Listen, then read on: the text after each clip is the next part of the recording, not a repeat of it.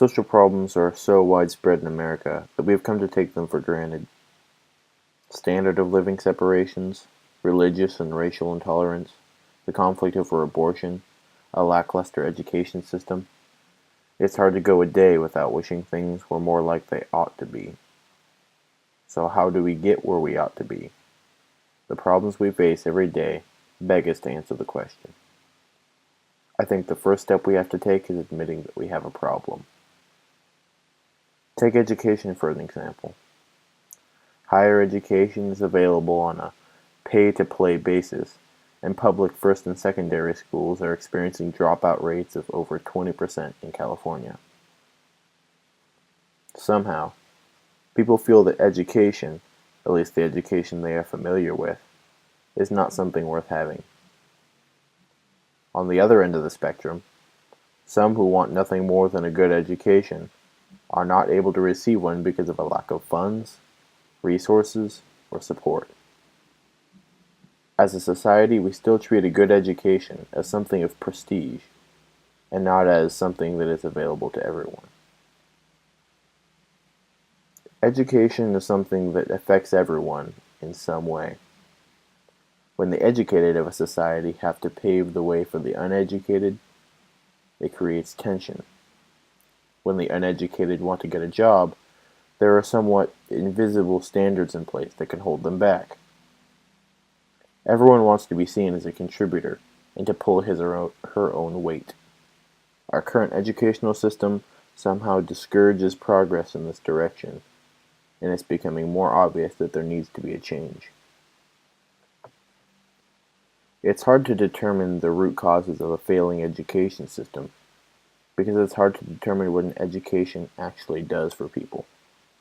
As Lauer and Lauer state, in some ways, you cannot talk about the payoff of education. Yes, more educated people earn more money, but that is a result of a larger system set in place. The bare payoffs of education are difficult to determine in terms of fulfillment of potential. If this problem were to continue, which it most likely will for some time, it will continue to contribute to other social problems caused by inefficiency and inequality. The widening gap between the rich and the poor is a result of much more than just one factor. But true equality in education is a seemingly impossible standard to hit. Though we wish it weren't so, the United States cannot be considered a country of educational equality, providing equal educational opportunities to all students. This lack of equality in content coverage is not merely an issue for the poor or minorities. Rather, any student in the United States can be disadvantaged simply because of where he or she went to school. In school mathematics, at least, the playing field for students is not level. For all students, the lucky few and the unlucky many, educational opportunity depends on factors that cannot be wholly overcome by student ability and effort. Better education is something everyone benefits from, and on the other hand, poor education is something everyone suffers with. Factors like education's level of rigor, its encouragement of creativity and independent thought, and the degree to which it's tailored to individual students, set a standard for learning that's very visible and influential to society at large. While education does influence culture, the reverse is also true. Cultural factors can influence the way students respond to education. Parents from some Hispanic cultures tend to regard teachers as experts, and will often defer educational decision-making to them. In contrast, European American parents are often more actively involved in their children's classrooms, are visible in the classrooms, or volunteer and assist teachers. These cultural differences in value and belief may cause educators to make inaccurate judgments about the value that non-European American families place on education. It is hard to say if there is a particular group of people that benefit from a mediocre standard of education, but if there were, it would be those who are least affected by it, those who can afford to be privately educated and go to college.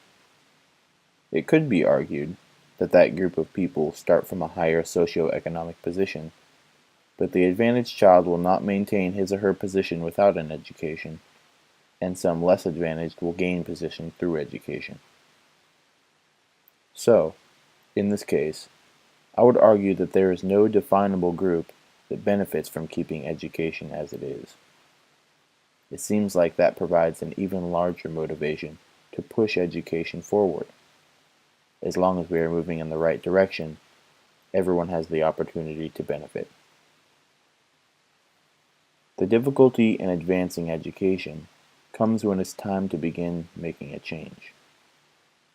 Everyone can see the problems with the current system, but it is a challenge to change much of anything. Change is uncomfortable, but it almost always yields great reward. Like I said, the first step has to be admitting that education is not up to par. Once we honestly define the causes of our problems, we can begin to whittle away at them. The advocates for this change should be those who are most familiar with the shortcomings of the current system. Teachers are often overlooked and underpaid for what they do, and the highest paid teachers are often the ones who teach the least. Teachers would have a lot to gain from some well-needed reform, and the possibility of attracting new teachers to a revised curriculum or methodology would be high. Another group that holds heavy stock in the efficiency of education is parents. They pay for the upkeep of our current system and invest in it heavily through the minds of their children. Why not push for something better? Parents are the primary educators, whether they accept their role or not, and if they appreciate having someone else educate their children, why not make sure it's being done correctly?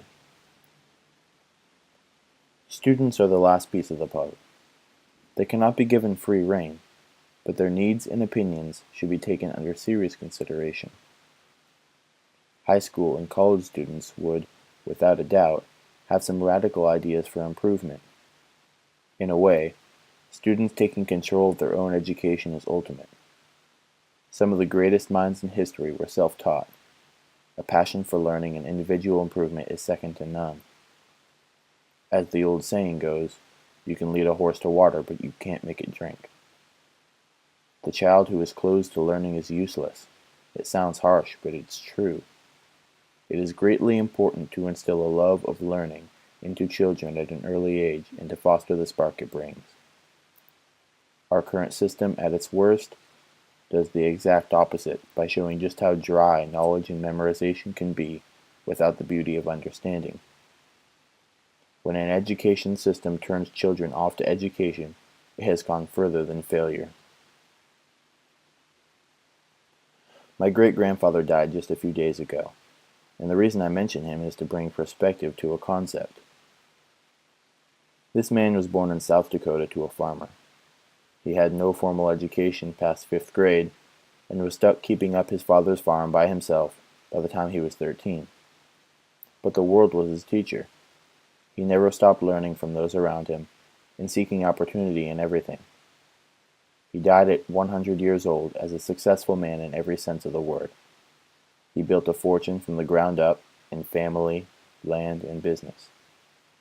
His story is a perfect example of the American dream, and it was done without a shred of the education system that we value so highly today. What if, instead of hitting marks like grade point averages, youth were trained to hit marks that matter?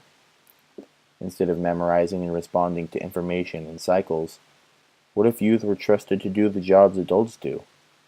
What if we started treating our children as productive and contributing members of society, instead of hiding them from something they will one day have to face? I think students would begin to respond to this more meaningful system in surprising ways. When one can see the value in their work, it becomes enjoyable. No matter what changes we decide to make, the important thing is that we take purposeful steps toward change.